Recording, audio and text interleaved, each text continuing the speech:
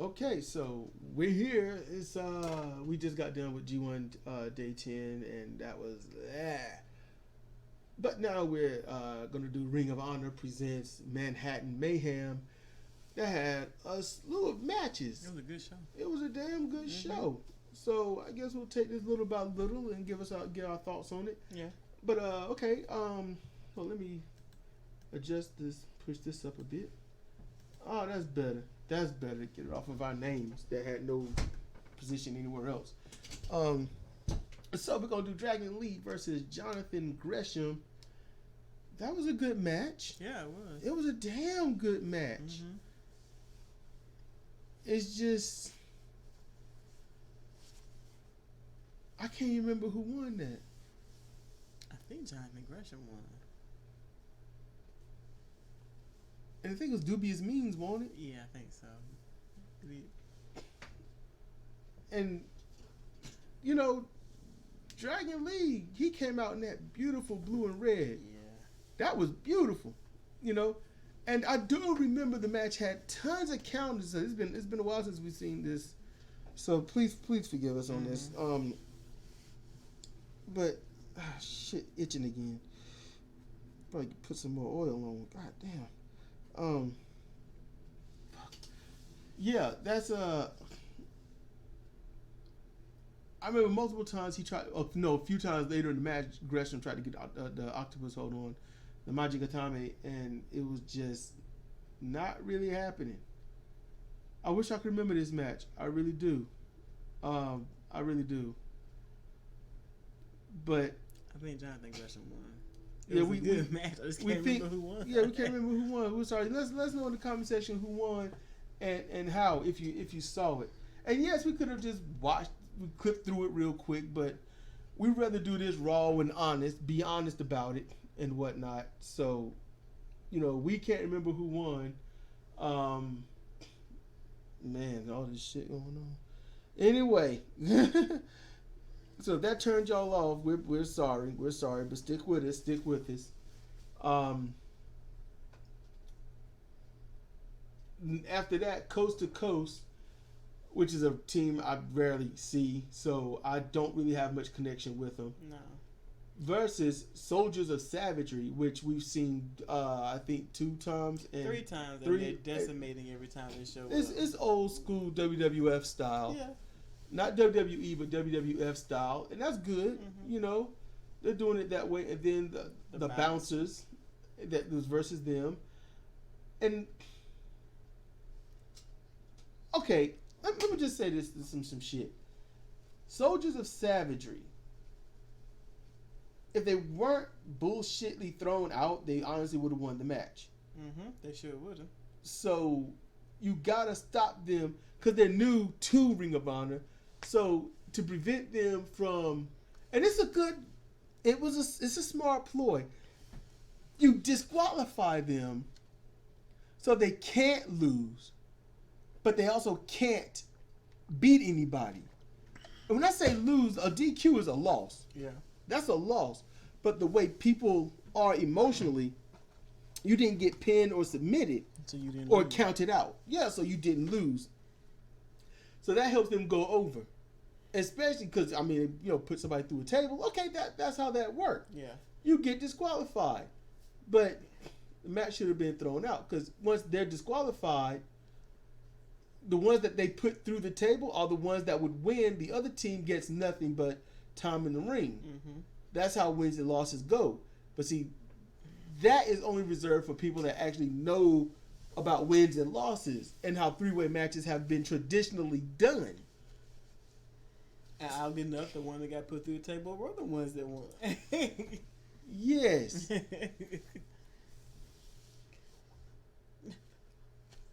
Okay. I'm sorry. I couldn't. I'm trying.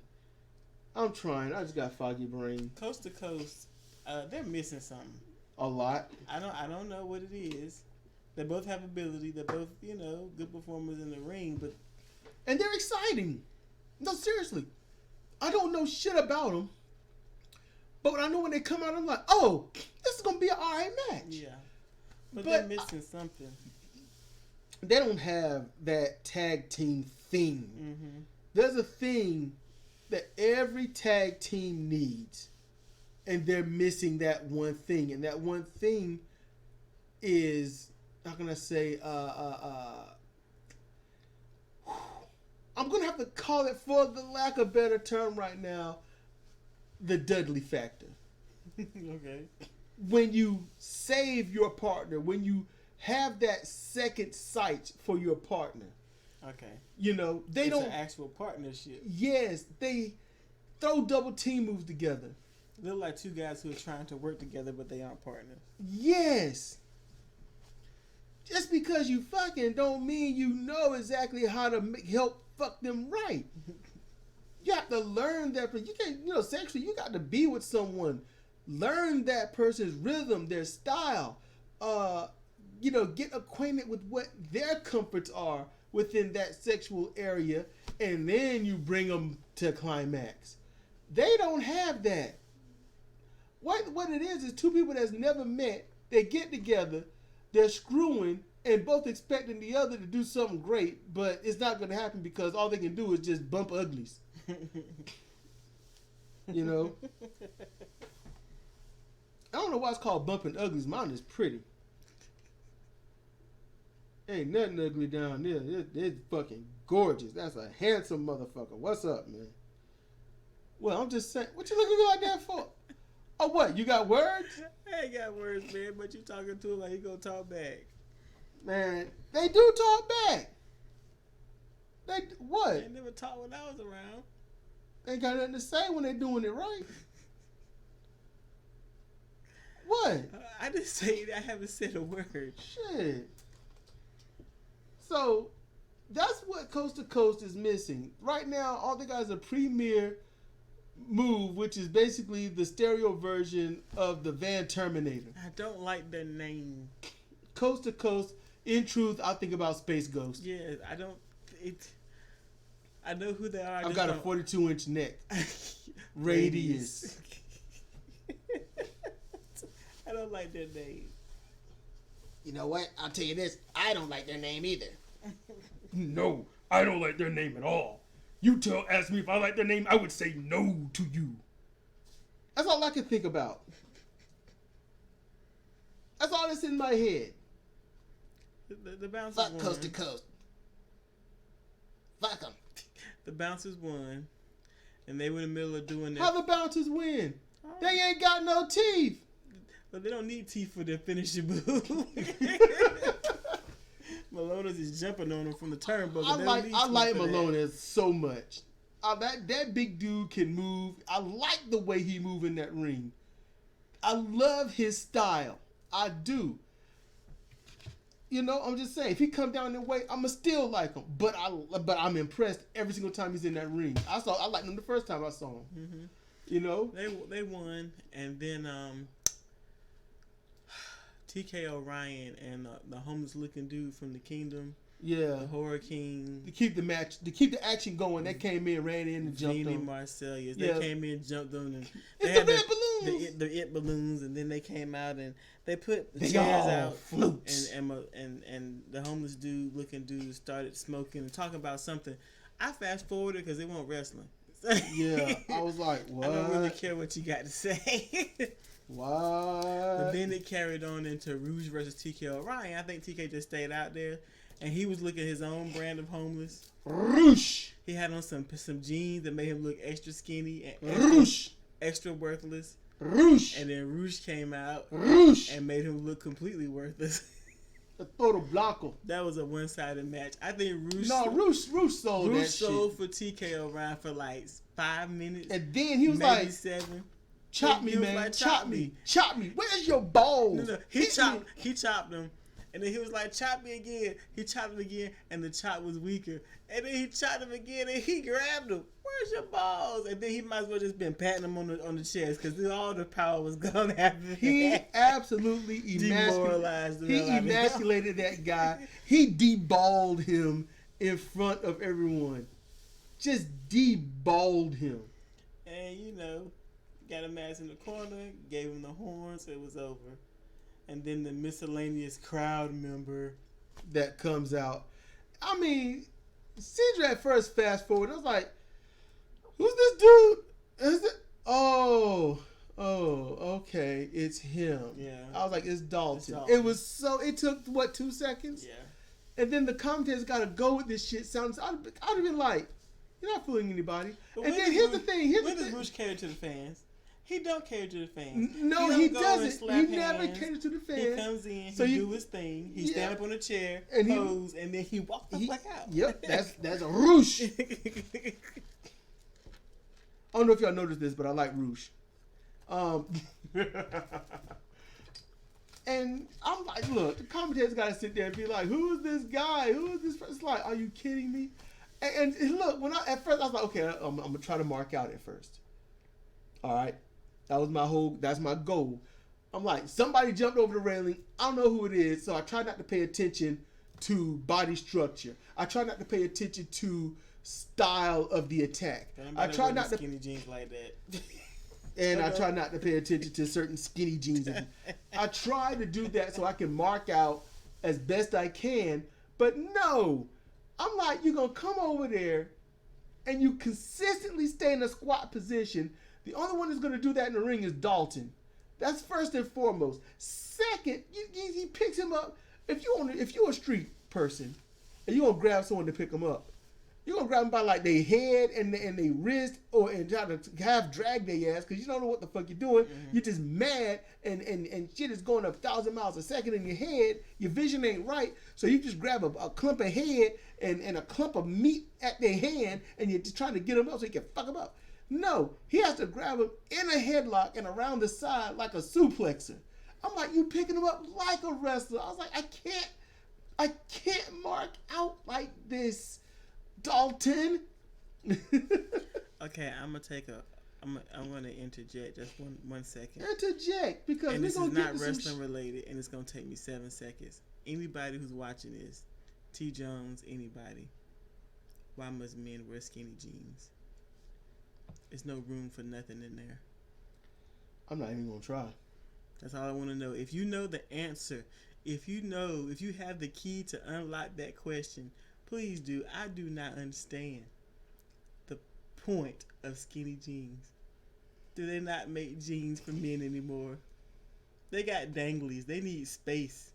Yeah, man. My beautiful boys gotta breathe. That's all. I'm done. All right. Next match. So yeah, Roosh, he goes over, and I see his name on the ring on the thing is TK Orion, but I'm like, who the fuck is that? And I'm like, I know. Okay, so he's in the kingdom. I know he's in the kingdom. There's the homeless dude. There's the third one. TK Orion's the third one. He's normally got a bat, and he's got on tights and long socks. And he wears the jeans. He wore jeans this time, but usually he don't. Usually he wear trunks and long socks, and he's got a bat. Does he use the bat? Not really. Not memorable then. He's the one that's not. He's not Matt Taven with the ugly mohawk. Okay. And he's not the homeless dude. That's Vinny Marselius. Yeah, He's the third one. There's only 3, so he's got to be the third one. I know. He's all that's left. I just can't really picture anything about him. He's got a face. No shit. With blonde hair. There be no goddamn faceless people in wrestling. Time to fuck the fans up. And he's got facial hair. Now I'm lost. I was like, okay, I'm picturing some Caucasian dude with sandy blonde hair. Yeah, that's him. And a shirt. He don't normally wear a shirt. All right, no shirt. He had a shirt and like some old school stonewashed jeans. They were black. Okay, look, let me be real with y'all. The whole time I'm talking about Roosh, I didn't really mention TK Orion because I know I can see everything Roosh did in the ring. I see everything, but the only opponent I can see is a blank screen. I can't see a person there. He was all scruffy looking. It's like normally he's got hair right here. I don't know what the fuck that's called. I'm not a dude. Goatee. It's a okay, goatee. He had a goatee. Yeah, and the hair up under the bottom lip. That's called the magic. No, he don't have it. Oh. But he had all this was grown in the scruffy, so he had his homeless going. It's like Vinny said, do like I do, and they, didn't shave together. I don't know, but All right. We're gonna be no shaving buddies. All right. If y'all want women to shave down there, then please shave up there. Put no razor in my shit. Fuck y'all. For real. Now clippers, that's different. But a razor, what's wrong with y'all? That's a blade. I mean, for real. Every time a blade came near my stuff, a baby came out. Yeah. And they won't even near your stuff. It says you sure wasn't. That's how close it got. There you go. It was above the shaving line. Damn, my ears are rubbed raw. It's just, they hurt. Yeah, I put that stuff on. I put it on the back of my ear. I'm gonna need you to look at the back on this one though. It's just, it hurts. It's not bleeding. Fuck. Okay. So this bleeds into one of the most shittiest world title matches I have seen in my fucking life. So Matt Taven comes out early in the show flapping his gums about his greatness. And then Kenny King come out. He's all like, I'm going to talk shit. And I'm going to get in this match. And he's like, you suck, you know. You're going to be in that match. He's like, thank you. And then he leaves. Yes. And Lethal's like, what you doing, man? That's my spot. Fuck you, man. And okay, and then they're going to wrestle. So then they all in the ring. And it's basically they do the whole kind of enemy versus enemy, Three Stooges pick on Curly kind of thing, as Kenny King kept catching boot kicks and clotheslines throughout the match. Yeah. And all this other stuff, and just whooping the shit out of Jay. Because every time he went against Jay, he would always try to use Jay's moves, but he go against Taven, and he didn't know what the fuck to do. Mm-mm. And he didn't have too much of a good showing. It's not much to say about this match. Taven. Okay, something happened to Lethal. Taven puts the climax on Kenny King and then pins Lethal. He ain't even worth a pin. He had just got the move on him, and he gonna pin the other dude. I'm just saying. And here's the thing, Matt Taven. Here's how the angle can work out. Because Matt Taven pins Jay Lethal. Why? Because Kenny King ain't worth a fuck. Mm-hmm. You know, Kenny King's middle name is Ain't. All right. And plus, it adds more shit to pile on top of Jay. Because remember, Matt Taven won the belt off Jay Lethal in Madison Square Garden. And for the entire time, he wore the belt with Jay's name still on it. Oh, man. Until right before this match, he switched it out. I would have kept it on there. I'd be like, this is who I beat for it. Well, he switched it out because it's not in a champion's turn. It's not like Jay's finna get it back. I know, but it's how you fuck with somebody. I know, but he been hold this belt up like, Jay, remember you had this belt? Your name is still on it. You know what? See, I have this belt and I have you too. That's how I would have. I got both of you on my shoulder. Pretty good. Remember when Jay was doing commentary on that Taven match and he could barely contain himself? Yes. Just down in his Ric Flair suit. He was all Ric Flaired out. He was Ric Flaired out. So I'm going to be super excited when Jay Lethal turns heel because it's coming. Because he was a all right heel before. He was a great heel before. No, he won't. Because you sold on the pageantry, but not the in-ring heel work, which he didn't have enough of. But he didn't have to have in-ring heel work. You know why? Because he had enough wrestling ability. The point of being a heel is to cheat because, fuck, I can. Yes, but think about it this way. You talk so much shit outside the ring. You jump people. You fuck them up. And then you get in the ring, and what do? You out-wrestle them. That's like golden to me. It's great. Yes. No, look, I ain't disagreeing with you. And I think that is one great way to be a good heel. Because you do all your heel shit, and then your match is clean. Granted. And that's good. You don't see that too often. So that's basically unique now. What I'm saying is Jay needs to be the mean heel that I know he can be. You know, because he's due to be that heel. That mean heel. And Jay, although he doesn't need to, he could selectively form a faction. Yeah. Very selective. He already got a little one going right now because John Gresham He had already turned to the dark Jay, side.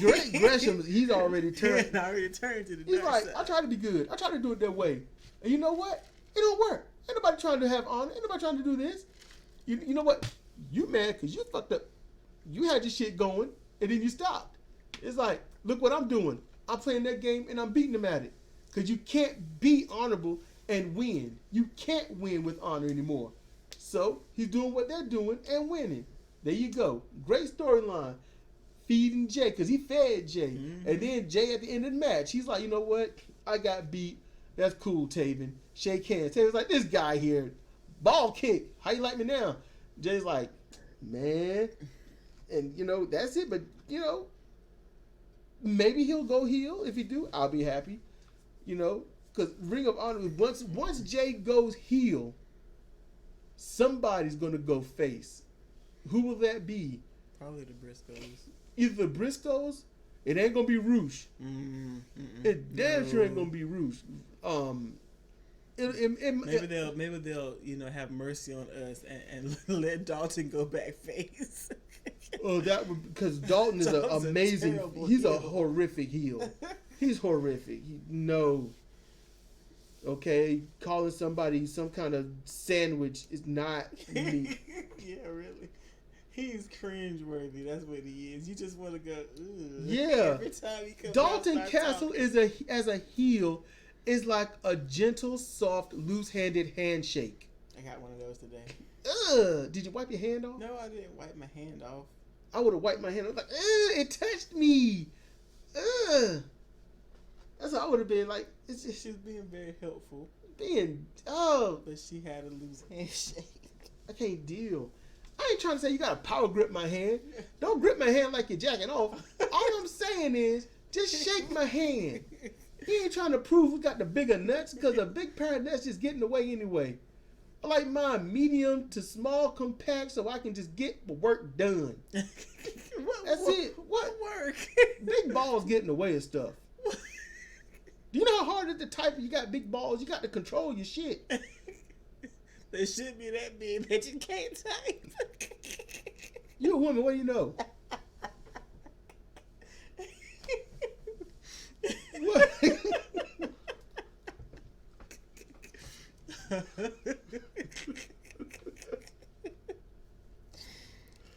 We're almost through this.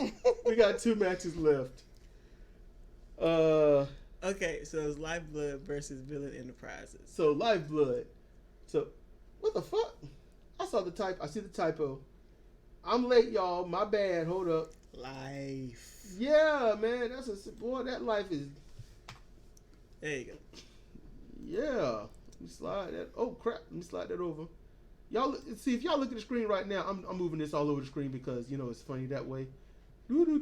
Stop there. Stop there. Stop there. Oh man. What? I'm just saying. See that there's people looking at the screen. They get to see the thing doing all that stuff. All right. So you got Lifeblood. So you got Mark Haskins, Tracy Williams, Bandito, and non-Lifeblood member PJ Black. And they're going against Villain Enterprises. I spelled that right, didn't I? Yeah. Okay. Marty Skull, Brody King, PCO, and what would I say? Kip Up Gordon? Because he ain't flipping shit right now. No. That arm is jacked up. He must have strained those muscles epically. Or messed up that elbow because that whole thing was not moving. No, he didn't move. That joint was not moving. Now, listen. Y'all, I got to say this. These 2 teams know how to do multi-man tag team. It's so good. They don't fail. Mm-mm. It's always bottom barrel least a 4-star match. Watching them work together on a match is as good to me as watching LIJ doing a multi-man match. Because LIJ has their multi-man tight. LIJ, their multi-man has the Dudley effect. Mm-hmm. It does. That's why theirs is so great. Now, these teams, no, they don't have that Dudley effect at all. They don't. At all. But everything is entertaining. And look. Mark Haskins, he makes me want to see him fuck somebody up. Because he's ravenous. He is ravenous. Overkill Mark Haskins is perfect because he is like a ravenous rabbit dog Wolverine. It's like from hell. like he's just like I got to get in there and do it. What you got to do? I got to fuck him up. Let me go. Ah! And it's like, oh shit, he bit me. And you know, yes, let him go. Now Tracy Williams, he's your warrior. He's not exciting. He's not flamboyant. He's not even hardcore.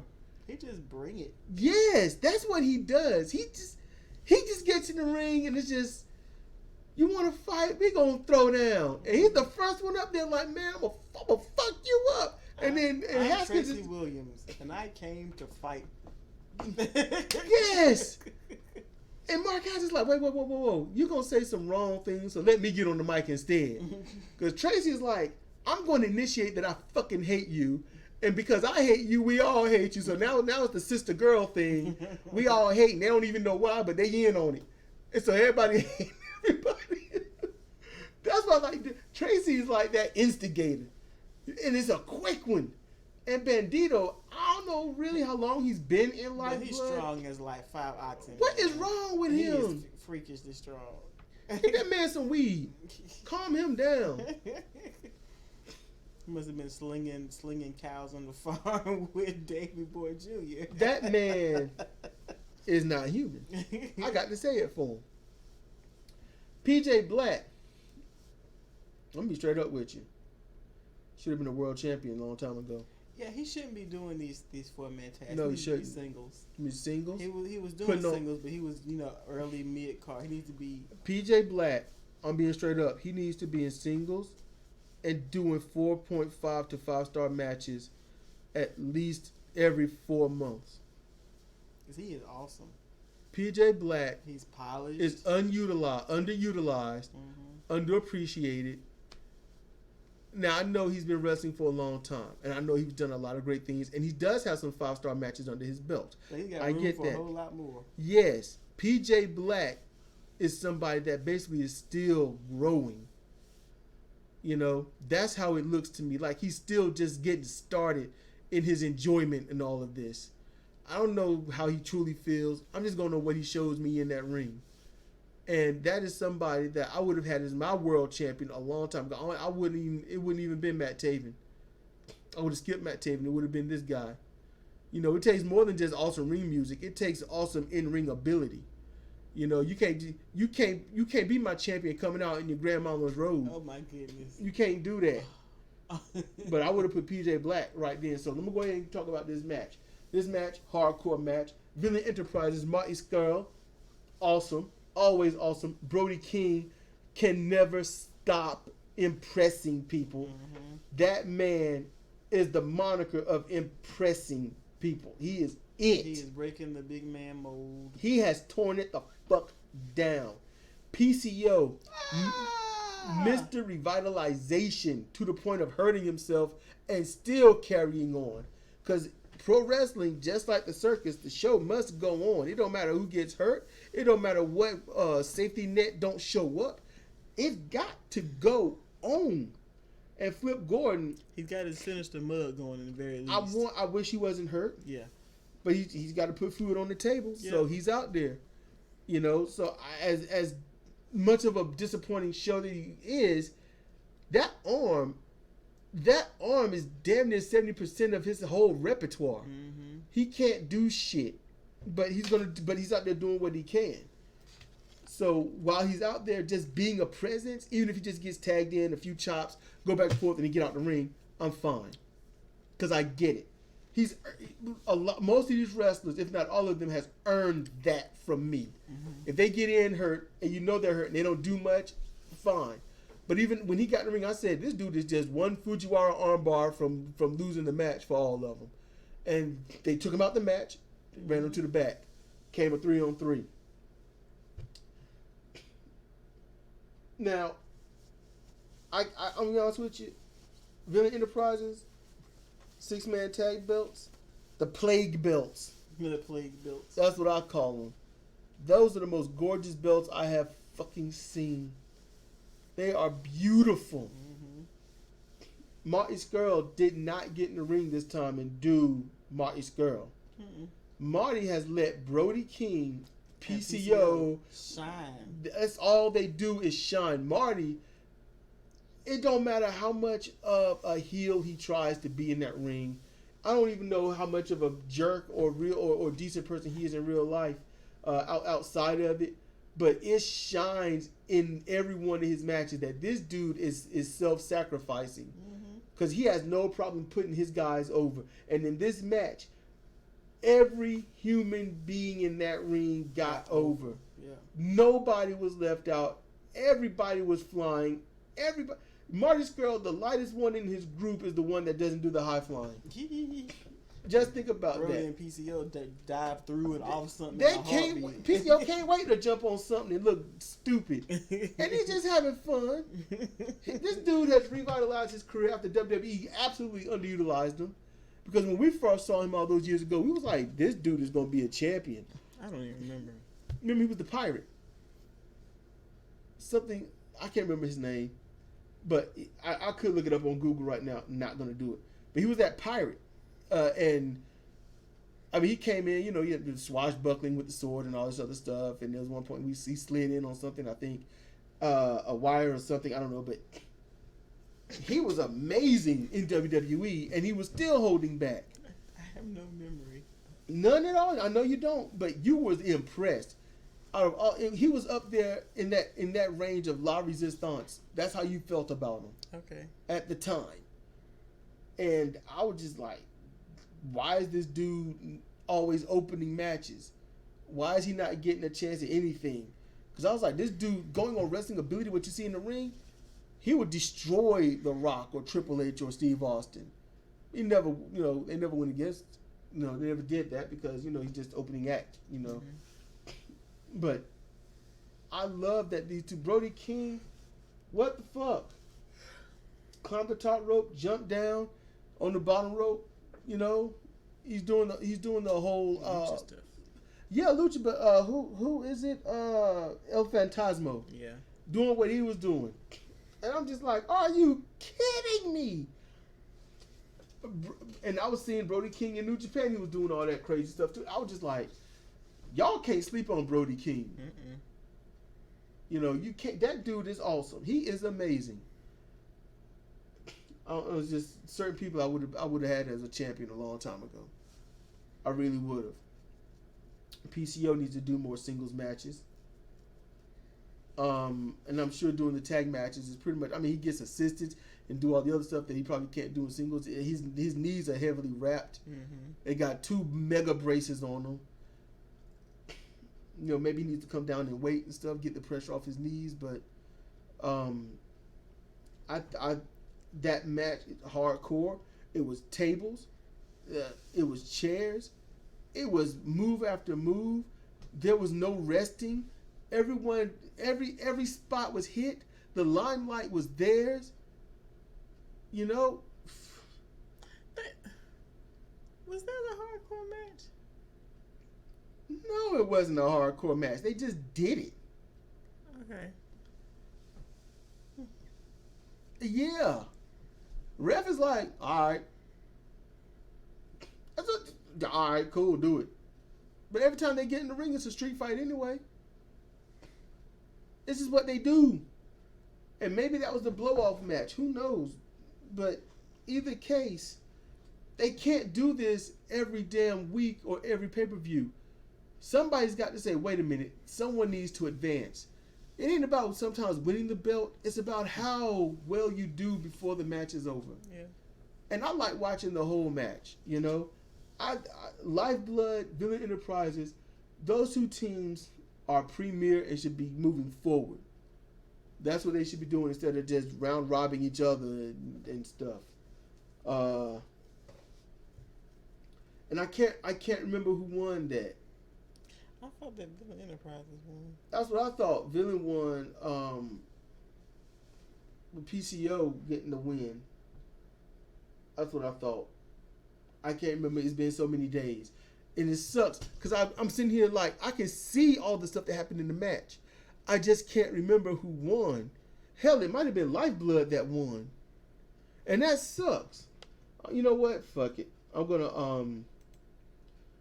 go ahead and bring it up. See, I'm having a hard time. Remember, I don't remember them doing hardcore stuff in that match. I might be confusing that with another match. Because the last match was a street fight. The Briscoes and Gorillas of Destiny. That, yeah. And you can't upstage your main event. So it might have been just... Wait, what the fuck? Well, that's it. This is it? Yeah. I don't remember these. Kelly Klein wrestled? They didn't show that. Oh, they didn't show it. Okay, no, this is a different one. So what did we see? I don't know, because it was up there as Manhattan Mayhem. Pre-show. We didn't see the pre-show. Oh, we didn't see the taping. pre-show. Okay. You know, I was wondering where Shane Taylor was. I'm like, why ain't Shane Taylor defending his match? Defending his title. Okay. Okay. Don't Dragon Lee beat John Gresham. Okay, Dragon Lee won. All right. He was wrong. Triple threat tag team. The Bouncers won. Yeah, we got that. We got that. Roosh defeated. Yeah. Post match Dalton. Yeah. Triple threat match Ring of Honor Championship. Yeah. Defeats Jay Lethal. Oh, Lifeblood. They beat. Lifeblood won. New York City Street Fight for the Ring of Honor World Tag Team Championship. Okay, so yeah, I decided to look it up real quick, so it didn't take long. Yeah, we didn't see the pre-show. If we saw the pre-show, oh man, no, we wouldn't even be doing this now. We'd be like still having to watch this. Mm-hmm. So and plus they didn't show the pre-show, so we just saw what was up on the web, the interwebs. So the Briscoes versus Gorillas of Destiny. That was a street fight, and it was a good match. That match, good. I'm gonna tell you this, y'all. It delivered. It did. It straight up delivered. But the Briscoes and God always deliver. I'm gonna tell you, man. I love Jay Briscoe. Y'all watch Jay Briscoe. You know it captures you, don't you? You know it. It's his movements. He looks aggressive. He looks like he's trying to lay some shit into somebody. Mm-hmm. And then when he does connect, you know, it looked like he's trying to kick or punch somebody's head off. Mm-hmm. He looks like he mean what he's doing. Yep. Mark is that person in the background. You don't think about him. You don't look at him. And then you're wondering where the hell Jay's going. And then Mark comes in with some devastating shit. Mm-hmm. That's what Mark is. Mark comes in and jacks somebody up. That's what they've got a theme. They've got a thing, and they work it perfectly, no matter who they're in the ring with. Now think about this. During the whole match, the Briscoes versus God, they were in the ring very little. Most of the time, they were just paired off. Mm-hmm. Outside the ring. Fighting each other. I just thought that was interesting because... Normally, when that happens, me and Cedra are bored. We are angry. We're like, what the fuck? Get in the ring and act like you got some damn talent. But these two have earned this because they go out there and do it, and it's not lame. And it's not like I'm trying to get the camera cord and choke you all the time. Mm-hmm. Oh, I got a chair all the time. No. They were out there doing outside the ring what they would have done in the ring. Yeah. And when they want to take a break, they get in the ring. And then you got Tama Tonga.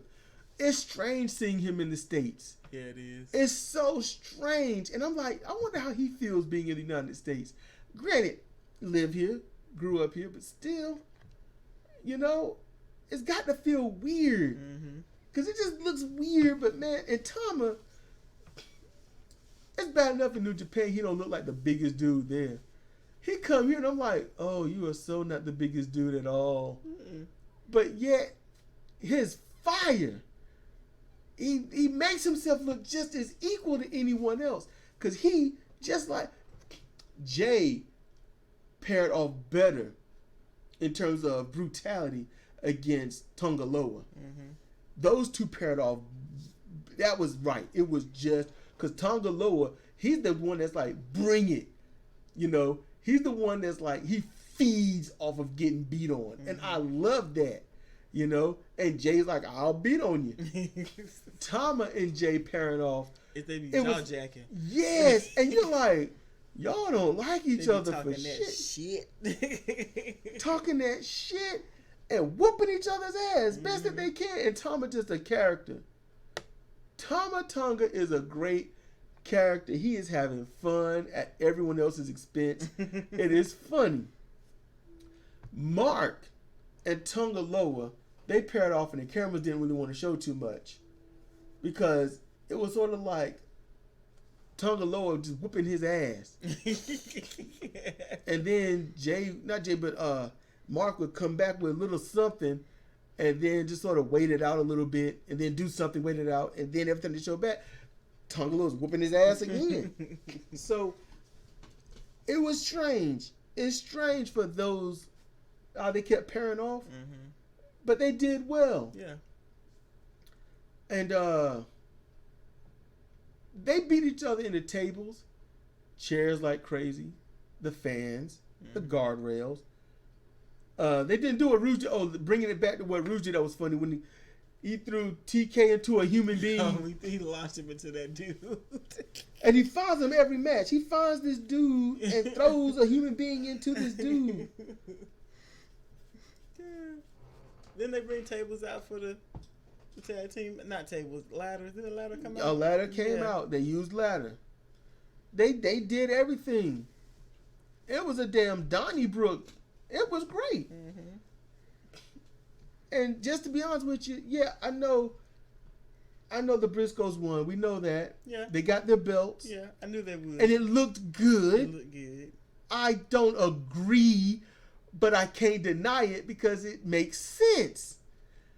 You know, I can't remember. I know the finish was a something into the table. Doomsday, was it Doomsday Device? No, it was the Froggy Bow off the ladder. Yeah. Onto the table, but it was a weird looking. It was weird, yeah. It was weird. But when you're that high up and you gotta aim for the person and make sure y'all crash to the table, no, that's too much. You gotta do your best, man. Yep. And look, after all they went through, beating the shit out of each other, honestly, the Doomsday Froggy Bow made sense. Mm-hmm. It finished it. It made sense. New champions, and I am with that.